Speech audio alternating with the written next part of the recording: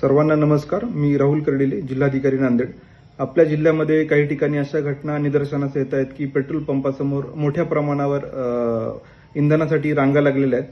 मी सर्व नांदेडकरांना हे आवाहन करू इच्छितो की आपल्या जिल्ह्यामध्ये मुबलक प्रमाणात पेट्रोल आणि डिझेलचा साठा उपलब्ध आहे. आपण कुठल्याही अफवेवर विश्वास न ठेवता विनाकारण पेट्रोल पंपावर रांगा लावू नये. आणि पेट्रोल पंप चालकांनाही आव्हान आहे की आपण केवळ इंधनाच्या टाकीतच आपण इंधन द्यावं. कुठल्याही पद्धतीने खुली विक्री या पेट्रोलची आणि डिझेलची होणार नाही याची आपण दक्षता घ्यावी, अन्यथा असं करणं दंडनीय अपराध असेल. आणि मी नागरिकांनाही आवाहन करतो की आपण कृपया कुठल्याही अफवांवर विश्वास न ठेवता विनाकारण अशा गर्दी करणे किंवा याच्या मोठ्या रांगा लावणे यामुळे विनाकारण पॅनिक तयार होईल. तर हे परत एकदा मी सर्वांना आवाहन करत आहे. धन्यवाद.